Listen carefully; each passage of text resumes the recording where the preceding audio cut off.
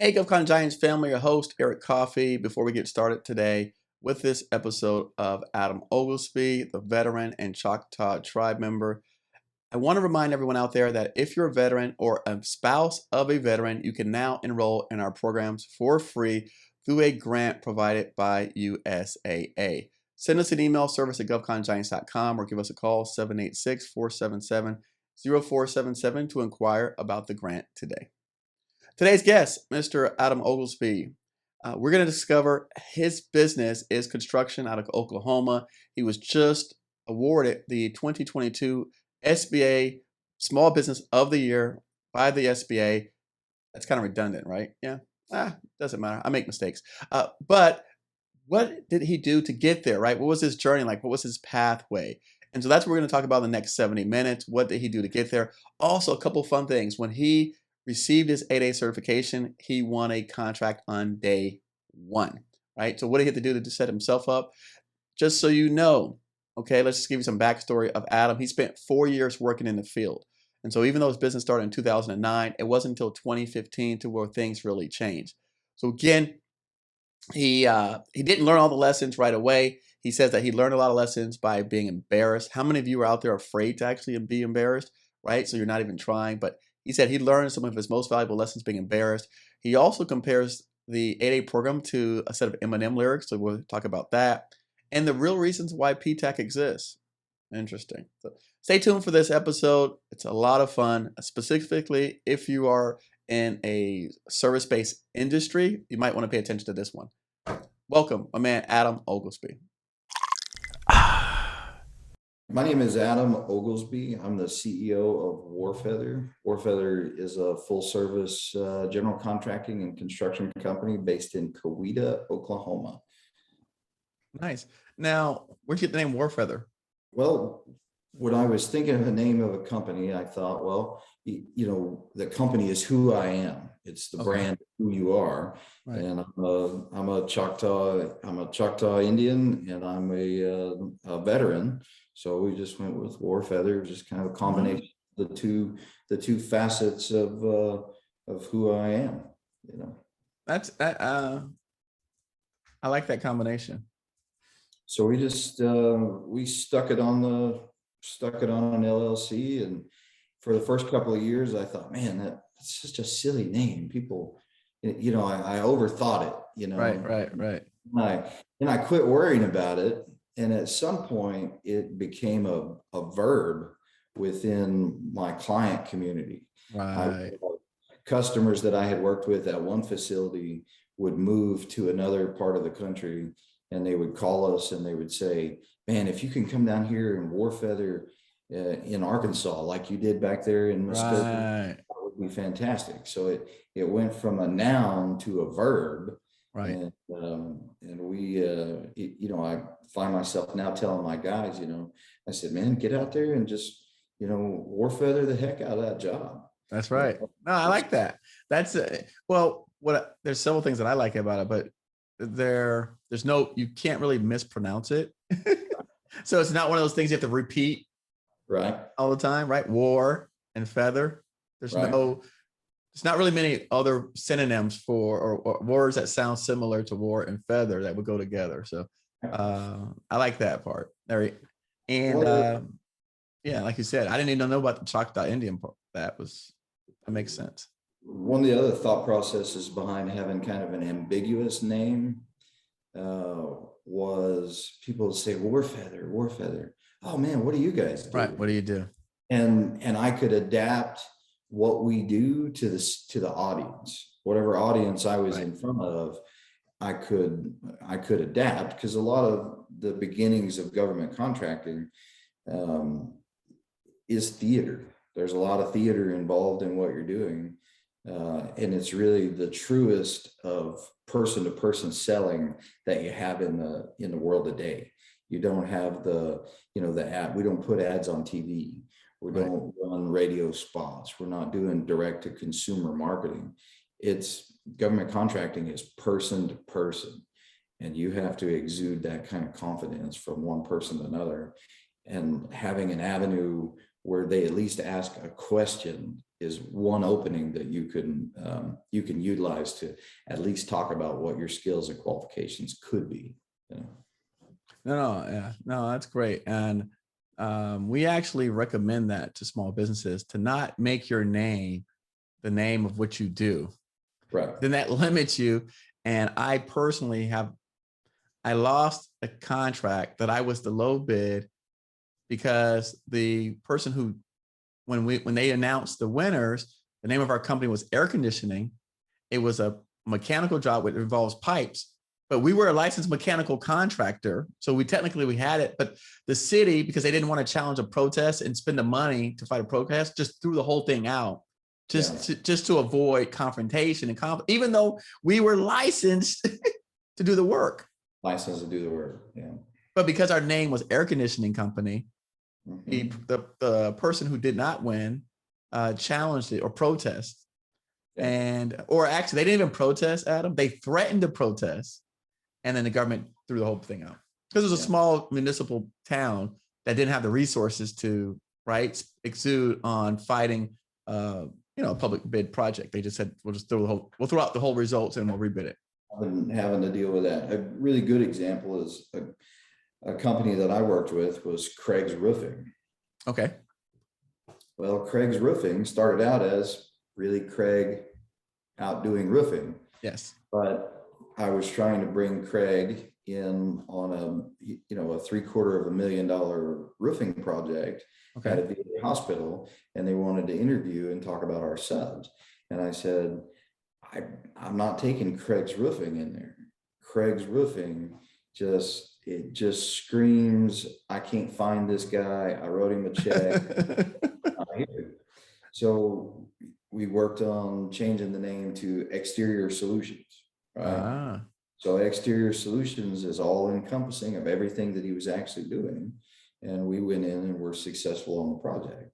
And just a lot of guys that ask me about starting a business, that's my same advice too, is pick something that's ambiguous.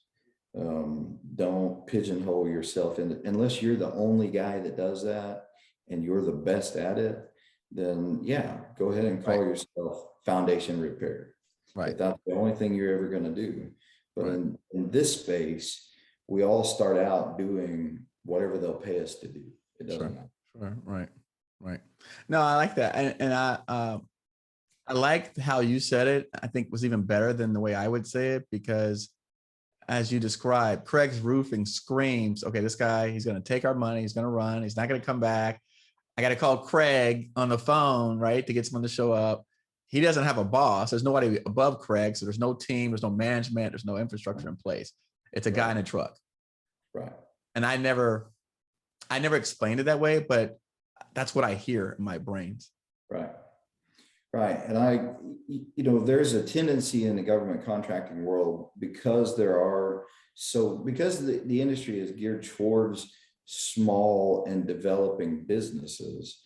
They want small and developing businesses to compete for these government contracts, but they don't want unqualified people doing it.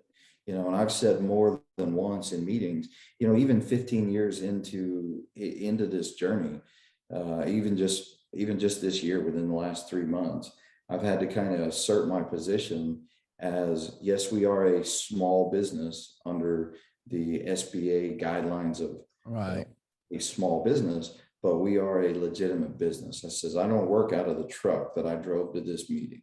And that, it's a constant thing that you're having to reassert yourself on. And we're sitting there talking about a $6.2 million project. Right. And they're talking to me like I'm Craig. Right. And I'm like, well, I don't know what, and it's just, I think it's a culture thing on that side of the contracting, that people that are just getting into it are often kind of taken aback by. And that's the one thing that you really kind of have to harden yourself against, is the haters and the doubters. Yeah. Everybody on the other side of the table is assessing your risk to them, not, they don't even really have the visibility on the kind of risk that they create for you with their payment process and their inspection process and the amount of risk that you're already at to try and provide them with a bond. They're assessing you. They're assessing your risk of failure and making them look bad, and that's it. Like you have a project that runs over budget or runs longer than it's supposed to. It's an ass chewing. Yeah. It's not $30,000 a month in extended general conditions. Right. Rob doesn't want to get in trouble. It's like my boss is gonna be mad at me, right? It's like, wait, hold on, you're charging me LDs at $1,500 a day. Hello. Plus, I've got all this equipment sitting out here that's not doing anything, and you're just worried about your boss getting upset at you. Yep. My payroll is ticking, right? Yep. Like you said, the general conditions are going. That's very insightful to think about that, and you're right. No one's considering the amount of risk they've placed upon us and trying to obligate us to do certain things. I've seen the Army Corps just crush people, man. Just they can. And along our 15-year history of Warfeather, when we first hit the streets, we were the typical naive type small business guy. I ran, I was the chief floor sweeper, the CEO, and all of a sudden I could get all of these certifications. I had all these alphabets behind me. And so I was authorized to work in these places. And there was a whole group of larger companies that are predators that they come in and they prey on those small naive companies that believe the counseling that comes from the PTACs and that comes from the guys that are grant funded to extol the virtues of government contracting. It's great, it's there. And people have a tendency to fall into this mindset that once you've got all these alphabets, that it just falls from the sky. And that is really not the case at all. We had to be. You were naive in the beginning. So what happened? What changed? Well, I got beat up enough. I was embarrassed enough going into meetings and asking for contracts that I personally knew that I could manage. My career before starting my own business, I was a project manager for a large commercial construction company. And then I worked as a project manager for a mid-size commercial, industrial, aerospace, heavy industrial type company. So my experience was varied from, tenant build out, ground up, basic cookie cutter bank style buildings to, we're doing coal rail car dumpers and building concrete superstructures for arenas and, equipment setting and all kinds of things that cover all facets of things that you might run into in military construction. I personally could do that, but as an entity, Warfeather didn't have the qualifications to do it. And I beat my head against the wall long enough trying to figure out how to, I can't get, I can do this job, but I can't get bonded for this. Right. Well, that's a huge barrier to entry. Right. That's the one big barrier to entry that they don't talk about at the PTACs. They'll show you how to find the contracts, but they won't show you how to sit down and communicate your 3 basic financial statements to an underwriter so that they can assess the risk. As a small business, you are constantly being judged on everything that you do, from the domain name on your email. Some of the most basic things that guys are missing. Guys will shoot me an email and they'll want to know about, hey, how do I get into doing this? And if it's at .gmail.com, it's like, well, back up and start over. and I agree. we were that guy. And I learned a lot of the hard lessons about who to be in the larger contracting world by really being embarrassed because I was underprepared Mm. to speak on that level. Now, on the other side of it, where we're actually doing the work, I would, I would win some small contracts, and I would get there at 6 o'clock in the morning, and I would work, and I'd run down to the truck, and I would change clothes, and I would, use the baby wipes and clean up my face and my hands and put on a sport coat, and I'd Uh-huh. go to the meeting. And then as soon as lunch was over, back in my BDUs, as we say in the Army, back in my BDUs and back on the job. And I did that for 4 or 5 years, taking on every single project, from small purchase card stuff to any kind of emergency, anything that they would give me. And so I found an area, and I just made myself indispensable. And it finally broke over one day when I got caught. One of the ladies I had a lunch meeting with was working on the floor that I was working on, and I didn't realize that. I left, changed clothes, went and met her down in the other little meeting rooms, and then changed clothes again and rode the elevator with her back up to the floor where I was demoing out a bathroom or something. And she Uh-huh. said, "Weren't we just down here?" And I said, "Yes, ma'am, we were." She said, "Well, come in my office and tell me a little bit more about what you're doing." And so I kind of told her a little bit more about my story and kind of where we're at. And the projects got to be a little nicer. And there was a little more meat on the bones. And then we were able to hire some guys to do the work. And so I wasn't changing clothes as often during the day. That's a great story.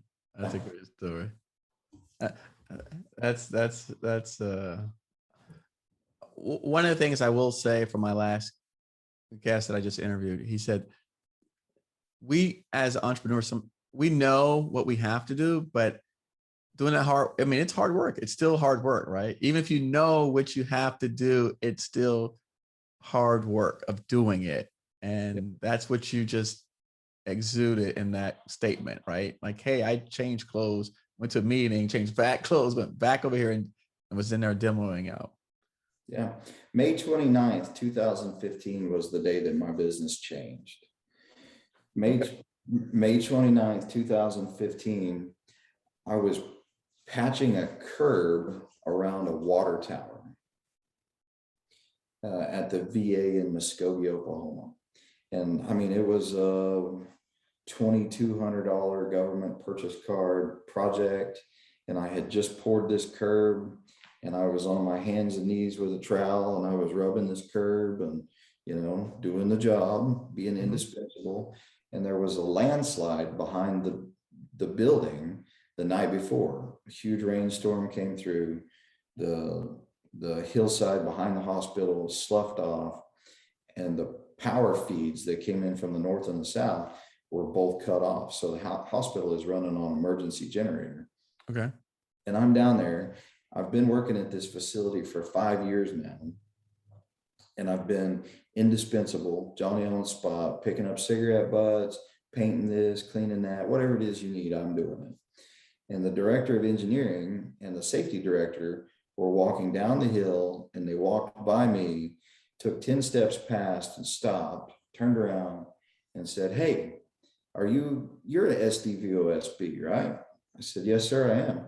He said, "Come with us." So, okay. So I jumped up and trowel in pocket and walked back there and looked at this gigantic project. I mean, it was a mess. It was a 4-acre landslide that, it was an absolute mess. And they were looking at that, and everybody was quiet for a good little bit. And, I'm wondering, what am I doing here? I'm the concrete patch guy. I'm the whatever. And the engineering director asked me, he said, you think you could handle something like this? You can work on something like this? And it was like like the light shine down on you at the concert or something. Uh-huh. I knew that if I said no, that I could just go right back to finishing concrete. Right, right. But I took a chance and I said, yeah, I can do that. That's no problem. I said, all right, well, we'll put you in touch with a contracting officer and they'll give you a notice to proceed and get started. I said, okay, all right, well, let me finish this curb. And I turn around and start to walk away. And he says, wait a minute, now, you think you can bond this? This is going to be $1 million or better. And I said, well, hell yeah, I can bond it. I was already that far into it. Right. Yeah. You come this far. Yeah. So I walked back up there, immediately called some guys that I knew that were in the civil construction business. And I said, hey, I need to hire you guys directly. I need you to, send me an excavator and a dump truck right now, time and material. We'll work it out after the fact. And then I called my bonding guy and told him what I had done. And, at that point, the largest bond that we had ever gotten was $175,000. And it was a stretch to get that. Mm-hmm. So within 45 minutes, I've been on the phone with a contracting officer that has given me an email authorization to proceed up to $1 million. Jeez. Yes. This is May 29th. She will be on site June 4th to negotiate final pricing. And I need to have a design and I need to be ready with pricing and negotiations by June the 4th. So somehow we made it happen. We flew in an engineer that was a geotechnical engineer. He designed us a fix.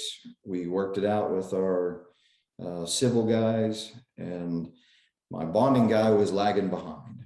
And I was on my way. It's 20 minutes from my office to that job site. I was on my way to meet this contracting officer to negotiate, sign, and commit myself to this contract. And I'm 5 minutes from walking into this meeting, and my bonding guy calls me out of breath and says, all right, I think we can do it. We can do it. Okay. So then we went in and negotiated $1 million contract, and 2015 was our first $1 million year. And by 2022, we're a staff of 20 going into 2022 with a backlog of $16 million worth of contracts, with double that in the works to be awarded this year. So that one kind of defining moment, and that curb is still there and it looks beautiful. That is the last piece of concrete that I ever finished. Oh man, they're gonna miss you out there in the field working, Sure they will. Trial. Yeah. Go ahead. I'm sorry. The legitimacy of that is, you hear a lot of guys that say, fake it till you make it. Fake it till you make it. And my phrase is, face it till you make it. If you're going to build a business, you have to build it. And everything is built from a foundation, and the foundations start in the dirt. And if you're going to build a business, you got to start in the dirt and build your way out of it. Your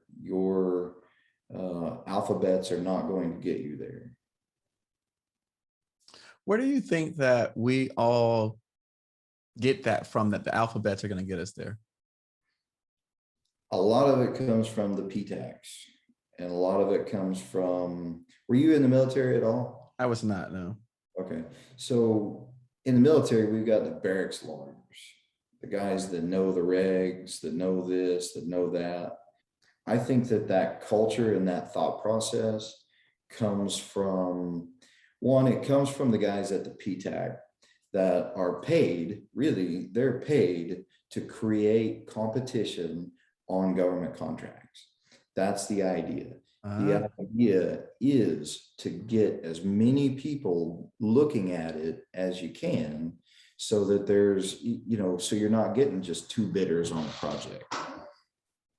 And I think that it's an unspoken, it's an unspoken part of the job of the PTAC folks that create that enthusiasm to get out there and contract. And so people hear that, they hear the numbers and the briefings that you get from the PTACs. They talk about, in Region 6, there is this much money that's allocated, and they use big, gigantic numbers. We've got $1.3 billion for the levee system rehabilitation, and that's going to require 23% small business participation. Well, a lot of the guys that have been sold that bill of goods, they do the calculation in their head, and 23% of $1.3 billion is a lot of money, and they have a tendency to, I see it quite a bit just in, within peer groups that I deal with, is guys are spending money before they've made it. They've bought in, they're drinking the Kool-Aid on the government contracting, and they don't realize that there are a lot more barriers to entry than that, Yeah, no, I remember a few years ago, there was this new SBA regional director, and they created this program called Drive 8A. And he was on my podcast, and I said, correct me if I'm wrong. So the 8A program has been in decline for 2 decades. They're giving fewer and fewer contracts to small businesses, but yet you want to encourage more people to go into this program where fewer and fewer people are actually getting contracts. What are you going to do to change that? Oh, we're going to do this program and this program. I got Drive 8A, and recently there was a GAO report that came out, and I might say recently, like maybe last month. It might have been this month because we're still in March, that said that the BOS are spending more time on compliance and regs than they are on business development, it's called a business development program, not business regulation program. Right. So an interesting thing that kind of goes along with that, 2 weeks ago, I was invited to be part of a roundtable for the new Region 6 SBA director, and Region 6 covers Louisiana, Arkansas, Oklahoma, Texas, kind of the Midwest area where we're at, the Southeast and Midwest area where we are. Yep. And there were 8A companies there were 7 of us. One of them was getting ready to graduate, or he's in his 5th year senior year, his extension that we got from the 2020 NDAA. Right. And there were some 1 and 2 year companies, and there was me as a 4-year company, and then another company that's a 4-year company as well. But by and large, what I heard from everyone except for me was, well, my boss isn't doing anything for me. We don't have the opportunity to network. They're not doing anything for me. And I'm sitting there in the same exact room with the same exact boss who is not doing anything for me either. Right. However, we are succeeding. Right. So what are we doing different that they're not? We look at the 8A program as an avenue in order to win contracts. I started to kind of figure out early on that in order to be relevant to government contracting, I had to solve a problem. Whatever problem that was, I had to be the solution. Oh, and we happen to have these alphabets that make it easy to do business with us. So my first goal was to build a high-performing company that could perform anything, anytime, anywhere, on any kind of short notice. You have a problem, we'll solve it. Oh, and by the way, here are the avenues that you can get to us contractually that make it really, really easy for us to solve your problems. The people have a misconception that it just comes, and it just does not. and people are frustrated and they're angry. And we had an hour and a half meeting with this, with the director, and he's a new director, doesn't know a lot about the program or the inner workings of it. But 90% of that time was spent griping about what people are not doing for them. Mm. And so the tendency was to think that, it should just be given to you, but the opportunity is given to you. The vehicle is given to you. The business opportunity specialists, yes, it's great, but most of their time is spent, when they get a request from a contracting officer, they've got 5 days to respond. That's what they're spending their time doing. You have to create that business. All they do is provide you with a vehicle in order to be able to be authorized to talk to these folks. I think that if a lot of it is, it's like you said earlier, we're being sold this bag of goods. And if it was communicated the way that you're communicating it, I think less people would have that expectation. Yeah, the changing of the expectation is one, and that when I sit in those roundtables and I'm a part of that, and I get it.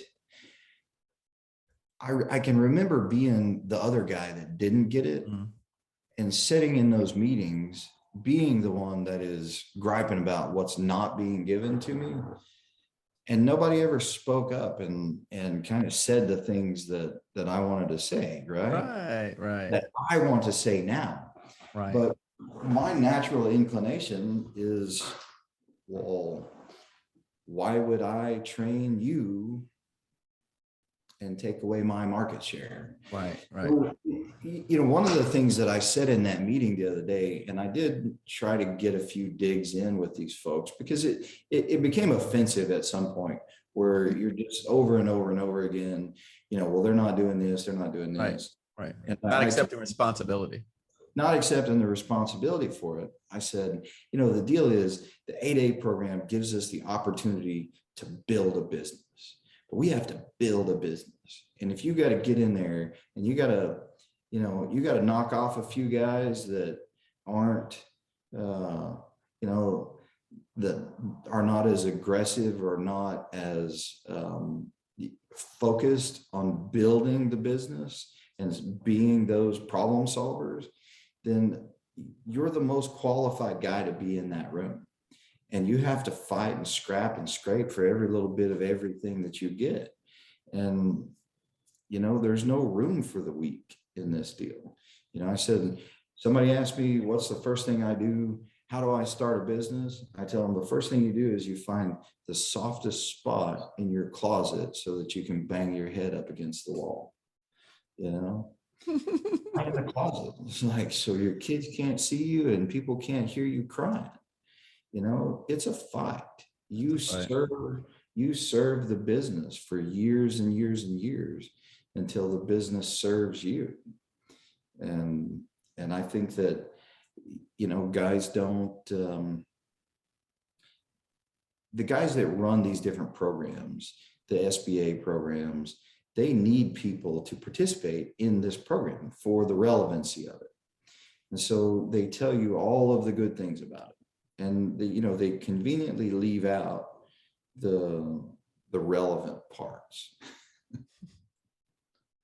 What would you, again, if I gave you a you could display a sign in the air to all of the folks that are wanting to do 8A, what would that sign that you projected in the sky, right, the constellation, what would it say to all the people that want to get into the 8A program? Have a business first. Have a business first. We didn't go into the 8A program until we were in year 11 of our business. Wow. We didn't go into the 8A program without the infrastructure that we needed in order to maximize that short time period. Because you get one shot. I keep hearing Vanilla Ice and Eminem lyrics and everything. Okay. I'm a kid of the 90s, right? I'm like, Yeah, you got one a shot. problem, no, I'll solve it. Yeah, You got I one like that. shot. You Well, know? I like that one. I'm gonna write it. I'm gonna make a TikTok video out of that right there. You got the, Right? yeah, you got the one shot. I mean, that's 8 Mile keeps 8 Mile, yeah. Yeah. coming there. But that's the deal. If you want to get the most out of the 8A program, you have to bring the most to it. And so we didn't go into the 8A program until we had something to go on, right? Because when we got our 8A I believe it was the end of April in 2018, for the 6 weeks before we got our letter, we had contracting officers that are like, "Did you get your letter? You got your letter yet? You got your letter yet?" No, they're calling me, wanting me to, when are you in your system? When are you, when can we do it? So day one, we had 8A contracts, but we had built that enthusiasm for us to come to work for them before we even started in that program. So we created a demand for ourselves. And once you have that initial contract, once you have that first piece, that's the piece that makes everything else fit together. It's the keystone of it. There's different levels of foundations there, and that first 8A contract is the foundation of it. And we've started with that one client, and to date we've done $12 million worth of work with them.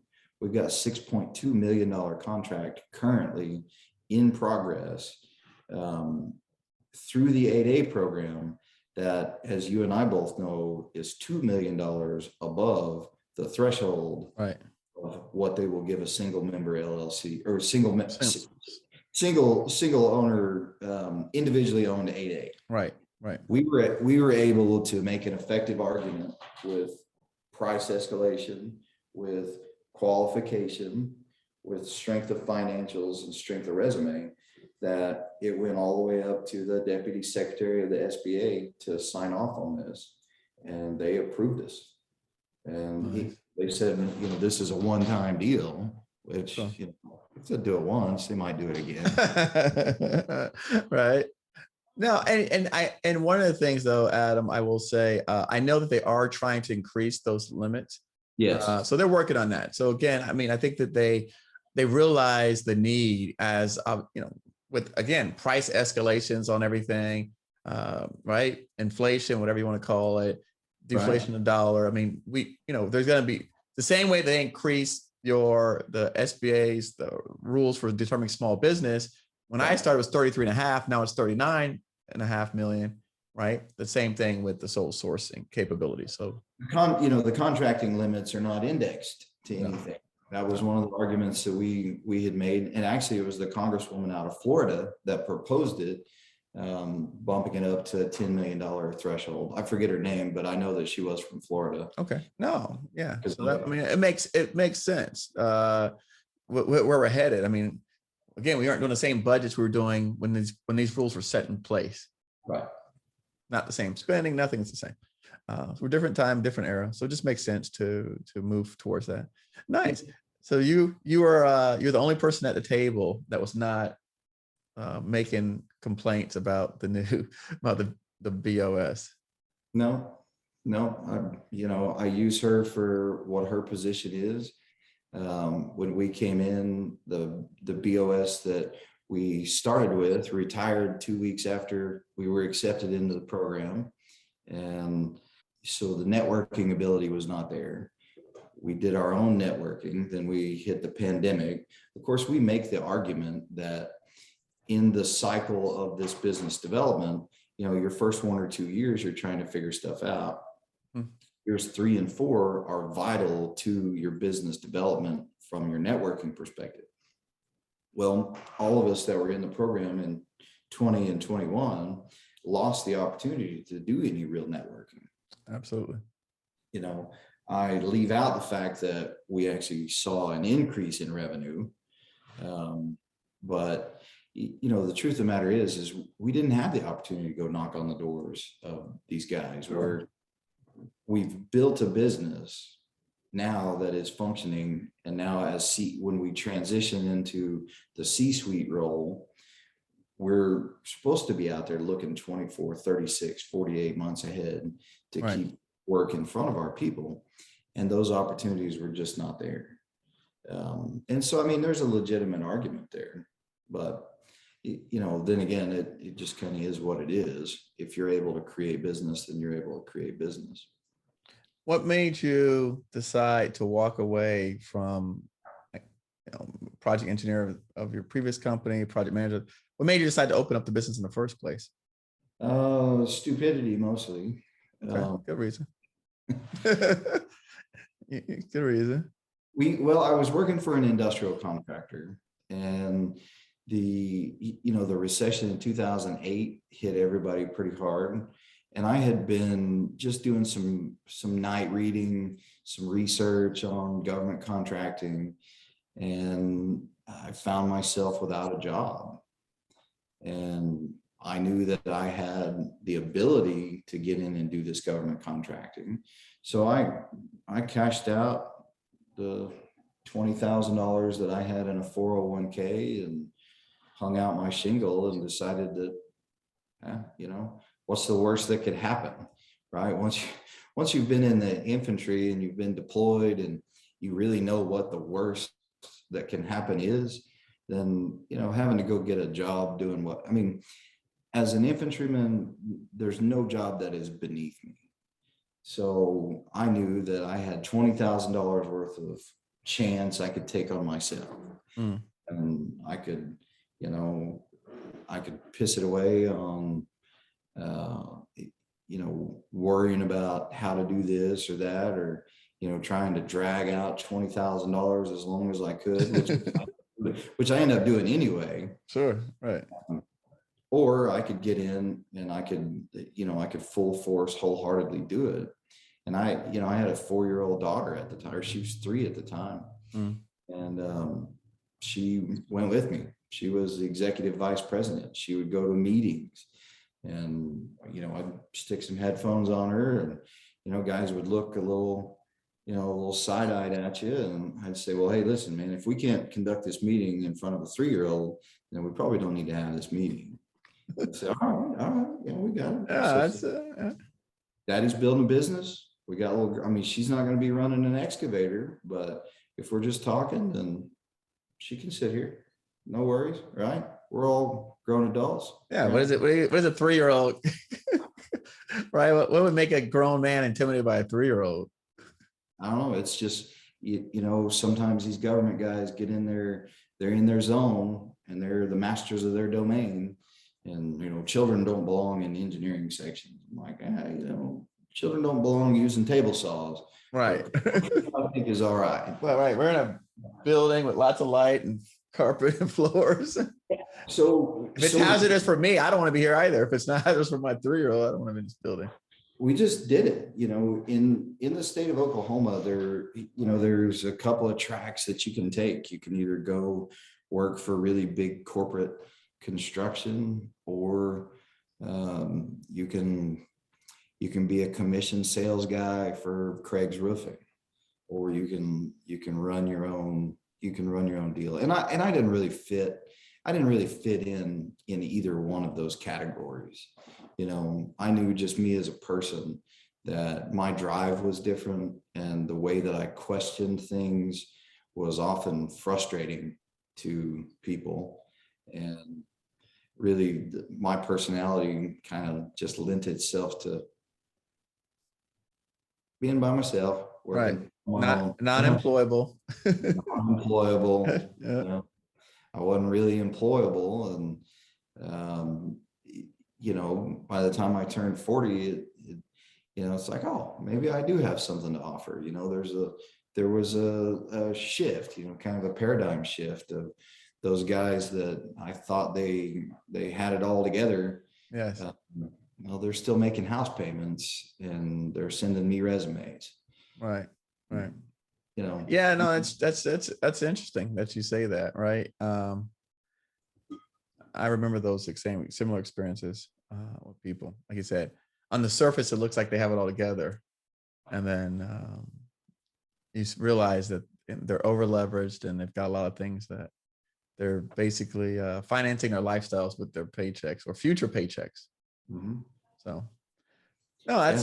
that's well, again, and so I like that because there's someone sitting home listening to this and they're saying, hey, I got 40,000 in the 401k. I could take a chance on myself. You know, look, I know I'm not going to get any fair treatment where I'm working at. There's no mobility for me. What do you say? What do you say to that guy or girl? Well, I hope this guy's not sitting at home listening.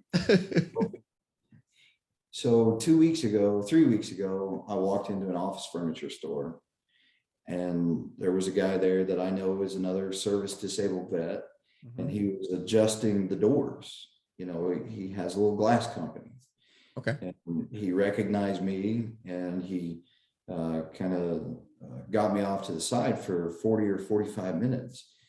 And his line of conversation was, man, how do I get out of doing this? I don't need to be doing this. I need to be out doing what you're doing. I don't, sitting here adjusting these doors is like, man, the tone of the guy's conversation was he doesn't want to work for it.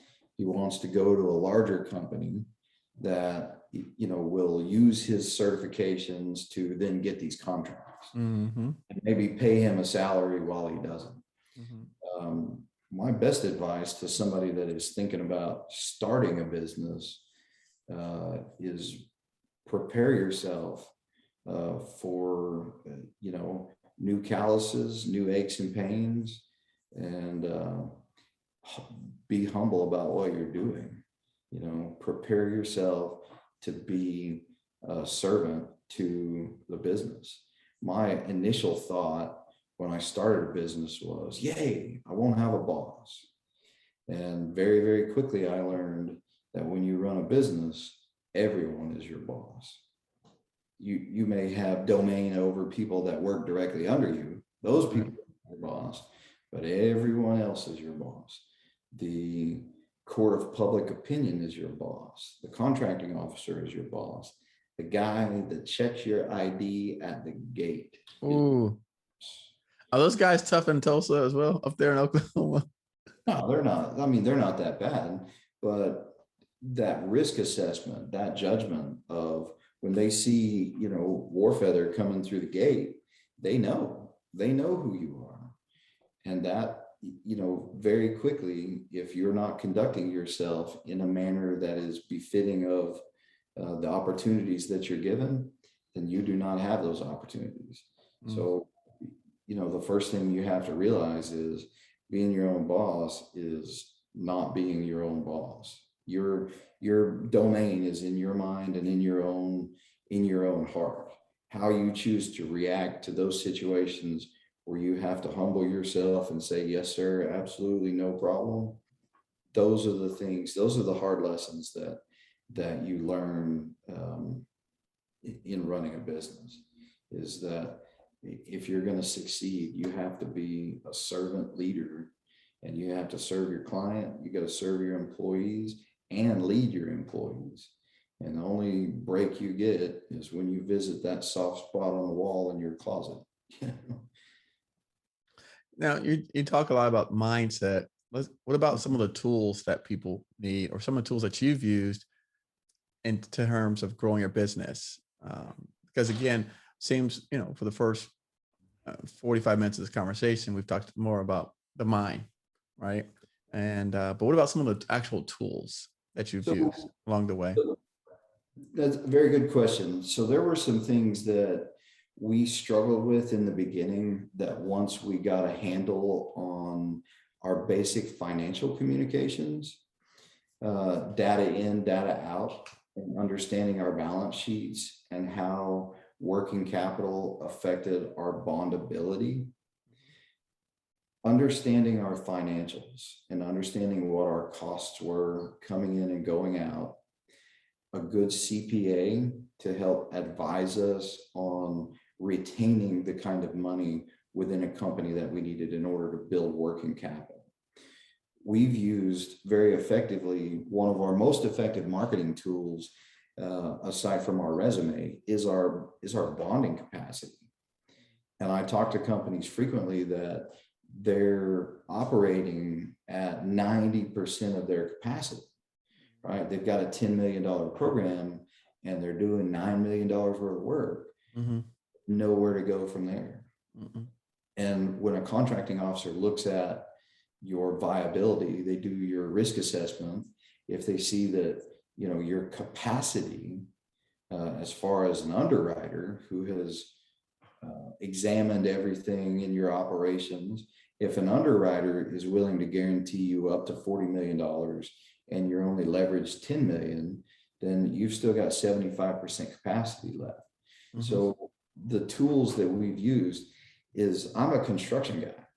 For every one of me that can do what I do, there's 1,000 finance guys. I found a finance guy that communicated to me like a real person and talked to me about basic things that a construction guy needs to know. And so we put those tools in place with that financial management. That was one of the very, very important steps to growth, is that we realized that without that proper financial management, to be able to communicate how good we were on paper with how good we would say that we are, or how good that our projects would turn out, that if those pieces weren't in sync, then it was still not a viable deal. I like that. I like that. Yeah, I learned, I did pre-engineered metal buildings for about 10 years. And when I first went to get bonding, and I had several accountants that I thought were really good. My buying guy goes, "No, you need a construction accountant." It's like, I can't read these financials. They don't make any sense to me. Yeah. I mean, there's the first thing he said. He was like, "You need a construction accountant." Within our industry, there's some unique things within this industry. You know, you've got percentages complete, you've got jobs carry over from year to year. Right. Well, when you said financial statements for bonding, again, I'm thinking, you know, people don't know what a WIP is. Yes. People don't know what a WIP is. That work in progress. That's right. The monthly, so some of the other tools that we put in place in order to bring that financial piece around full circle is we work with our WIP. We work very closely with the work in progress sheet. Right. And it's a spreadsheet. It's a calculated, you know, based on the estimate, pending change orders, how much we've expended to date. Right. And on a monthly basis, we have a sit down with our project managers or superintendents. Sure. And we go through, okay, here's what you've spent. What do you think?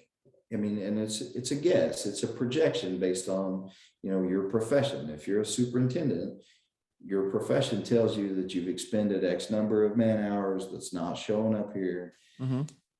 You have to be able to predict where you're going to end 6 months down the road, but not only be able to predict it in March where you're going to be in October, but you have to be able to show that you were pretty close in March, you were pretty close in April, you were pretty close in May, in July, and you have to be able to explain your upsets.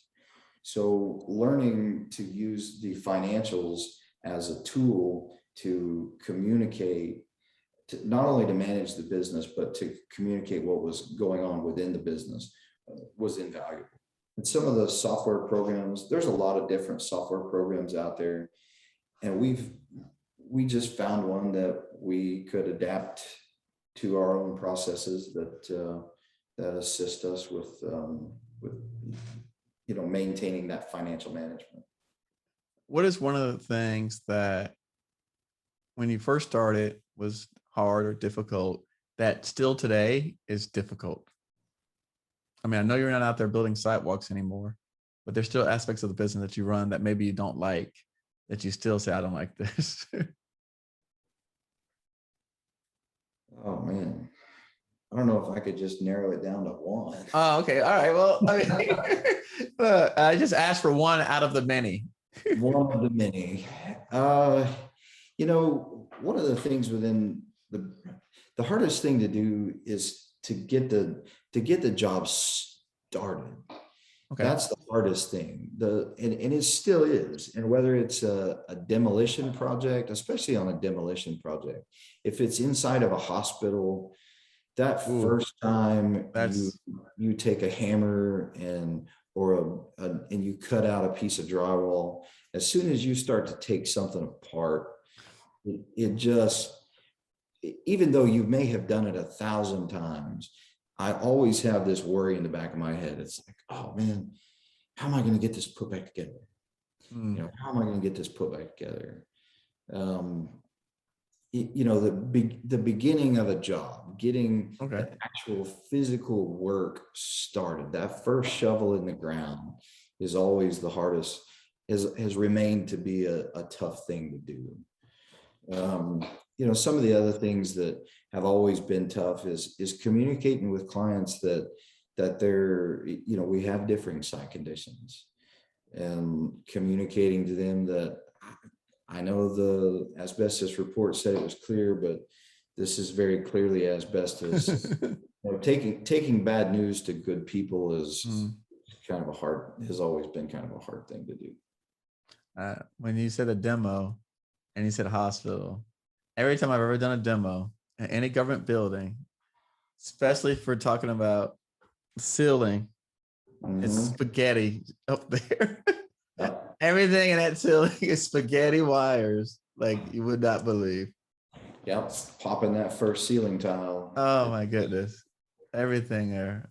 Especially if they told you, oh yeah, no, it's no big deal. You can just run it on J hooks. So that gave me a little anxiety when you said that, and I go, oh, I remember those days. Yeah, I mean it's there, and we've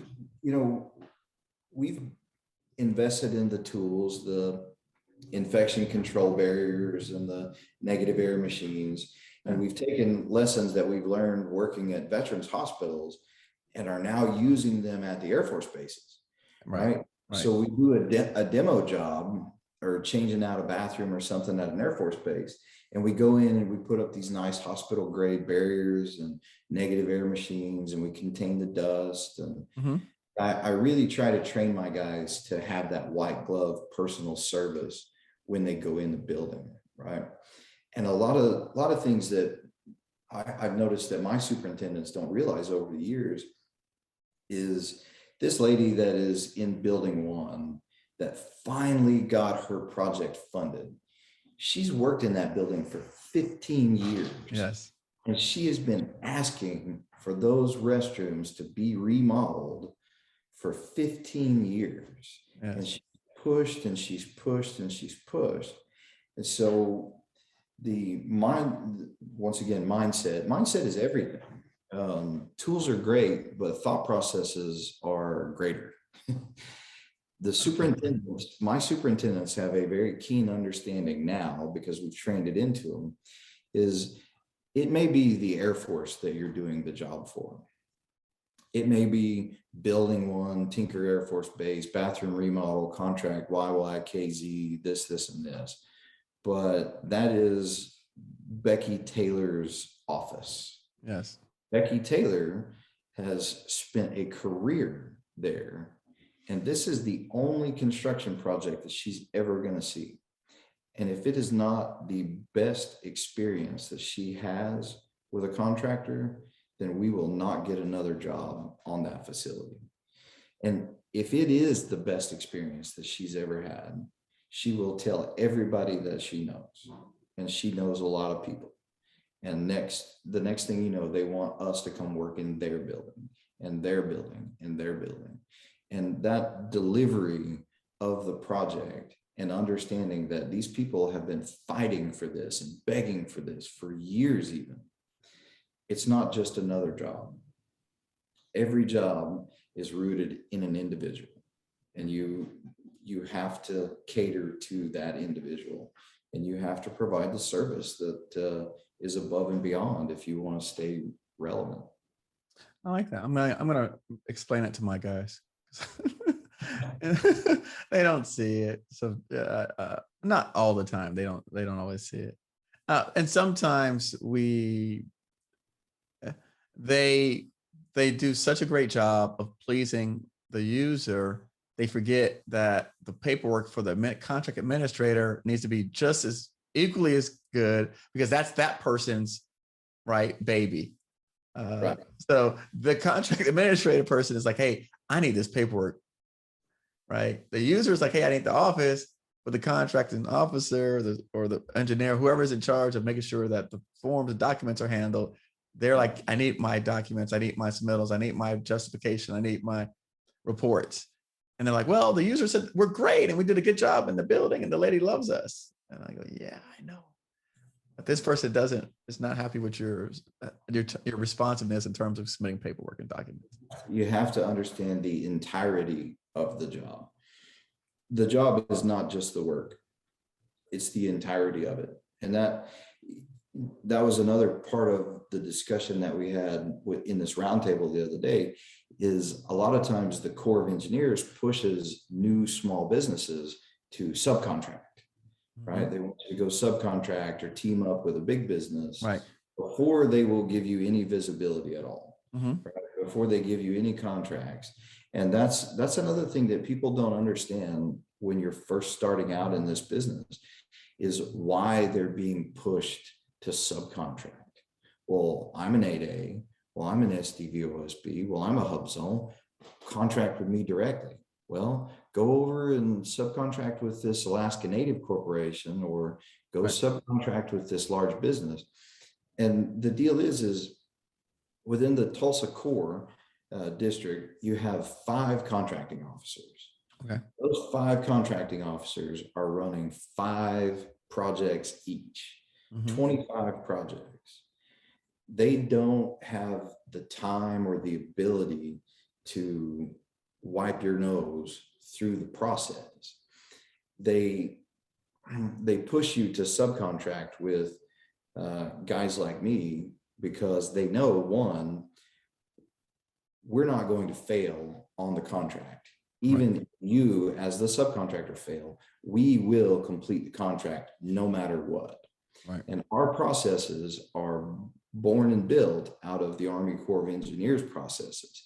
So if you can survive us, then maybe they'll give you a look. But it's a risk management. It's a risk management strategy from the contracting officers.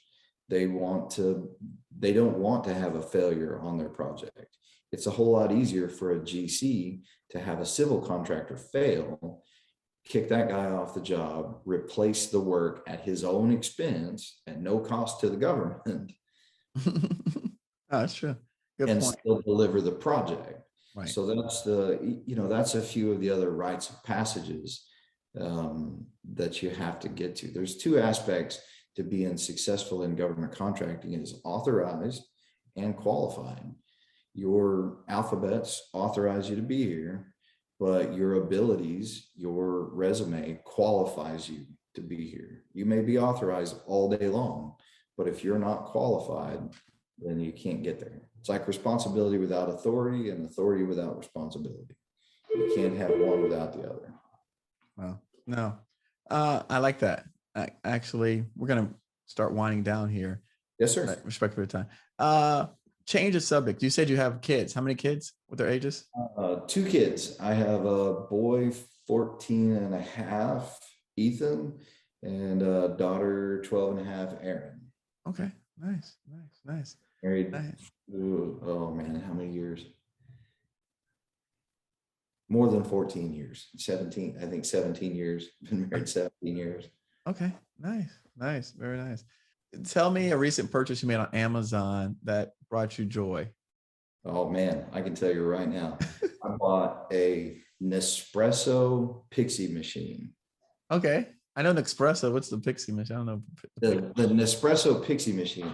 Okay, so it's a little, I was in Florida. I was in Miami looking at some work, and someone told me, go to Little Havana and get a Cuban coffee. Yeah. I had never had a Cuban coffee. Okay. I drank like 5 of those things. And my wife says, hey man, you probably should slow down a little bit. Well, I come back to Oklahoma and I try to recreate that, and it's not there. Well, Right. Uh-huh. an espresso pixie machine, you buy these little pods and you put them in there, and you hit a little button and it spits out your little perfect Cuban coffee, and you can sit there and have your little Cuban coffee. Man, Ah, I was tickled. I bet I've run $40 worth of those little pods through there. I'm drinking these little Cuban coffees at 10 o'clock at night while I'm reading specs and yeah, looking at drawings. And yeah, no, that, and it was, $99. right. And it was always a wonderful purchase. No, that's good. I like that. And that's why I asked this questions, because it gives you a story that I would have never known, right? Like that would have happened. So I mean, that's pretty cool. it's amazing the stuff that you cotton onto. Yeah, no, right. We've learned that. Job that you worked at, an odd job. An odd job that I worked at. For a time, I was a tech in a psychiatric hospital. Get out of here. No, I worked as my mother was a nurse, and she worked in the crisis unit at the psychiatric hospital, and the police would bring people in. And she said, I was between deployments and I wasn't on active duty at the time. And she said, son, some of these people get really violent. Would you entertain taking this job, and I'll get you on the night shift with me? So I was essentially a bouncer at a psychiatric hospital For your mom. for my mom. It turned out that I absolutely loved it. It was great. I would talk to these folks when they would come in, and I'd ask all kinds of questions, and learned a lot about people, and saw people good and bad, from all different aspects. That's one of the odder things that I've done. My first job was as a subcontractor on a paper route at 9 years old. The little town where I grew up, you couldn't have a paper route until you were 10. The kid that had the route didn't want to throw the papers, so he subcontracted it to me. Uh-huh. December 18th, 1989, I was standing down there at the Ada Evening News waiting on my route. I said, Hey, I'm 10. I've been throwing this route for 6 months. Give me this route. So starting at 10, I threw 300 papers a day. And that was the first job that we did. How'd you throw them? Were you walking? Were you on a bicycle? Were you in a car? Did your mom drive? So it was an evening news, and the paper would deliver the bundle to the elementary school. Okay. The elementary school where I was at, they'd throw the bundle, and while all the other kids were going to piano and dance and baseball and sports, I was rolling papers. And sometimes I had a bicycle, and sometimes I just have to walk it. And so I would walk my route and throw the paper, and end up at home at 6:30 in the evening. So wait, what time did you start? Started at 3:30. Okay, about 3 hours. Yeah, about 3 hours. Okay.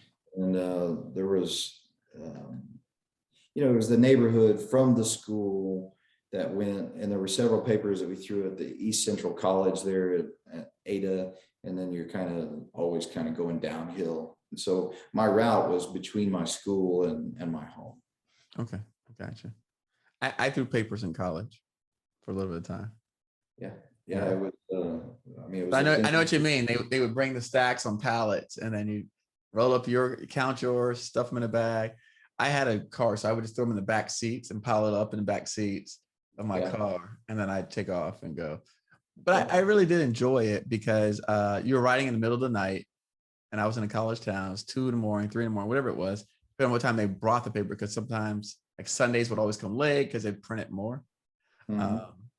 But I enjoyed it because I would ride down sidewalks and ride reverse in the middle of the road, and just because you're throwing papers, like, so. Yeah. I was usually I was the paper boy on the bicycle, and every now and then some of the kids they'd steal my bicycle. I was the poor kid that went to the rich school. Oh. And so I was the one working, And all They were the at piano lessons. That's why you said they're at piano lessons and stuff. right, all the other kids were developing their, you know, their artistic side. And, you know, I mean, kids are cruel. They pick on you and Yeah. stuff. But, you know, all those experiences kind of shape who we are, you know, and it emboldens you to do this stuff. And so, you know, it wasn't a big deal. I didn't know any better. I enjoyed the work. You know, that was the deal. I enjoyed the work. Good stuff. All right. And say some parting words for small businesses out here. You know, leave them with something that you want to share, extol some of your 15 years of wisdom that you've gained, or insight, or misery. Don't give up. Don't give up. There's 1,000 reasons to give up. And every day somebody will present you with new ones that you may have never even heard of. But if you really believe in yourself and you're betting on yourself, don't give up. You know, it's all rooted in you. And success or failure in a small business is rooted in the mindset that you have as the entrepreneur, as the tip of the spear. And when you give up, then it evaporates. And no matter what comes along, there are no insurmountable odds in this, in the business. If that doesn't work, go this way. If you can't make an inroad here, adjust, you know, be flexible, but also be steadfast and stick to your guns. Don't give up. It's your business and it's your reputation and it's your shoulders that are bearing the weight. So don't give up. That's that's all there is. I mean, I know that's ripping off. That's wonderful. Yeah. Speech there, but don't ever give up. It's no, I like it. When I remember when I was out and I was talking to primes and I was looking at the airport work and projects. One of the guys said to me, he said, young man, I've seen you at a couple of these meetings before. He said, do me a favor. He says, stay interested. Because a lot of times people come to these things, they come once or twice and then they disappear and I never hear from them again. And so it's the ones that stay interested that we ended up working with over the long term. So that's similar type of thing. Yeah. Another really good piece of advice is the time to look for work is when you don't need it. Yes. You can have some of the most productive conversations with these small business liaisons. If you can, I don't necessarily lead off with this, but if you can work it into the early part of the conversation where you say, look, guys, we're sitting on a really good backlog. We don't need the work immediately. We're willing to take on some smaller projects for you to get a feel for us and our process. What I'm looking for is I'm looking to start the conversation for work that's 18 to 24 months out. Even if you do need the work, don't say that, right? Never appear to need the work. I'm very desperate. Yeah. If you got to hawk your car to make payroll that week, whatever. Do whatever it takes, yeah. Whatever it takes, but don't go in there in the need. If you have a need, then you're desperate, and that's a risk.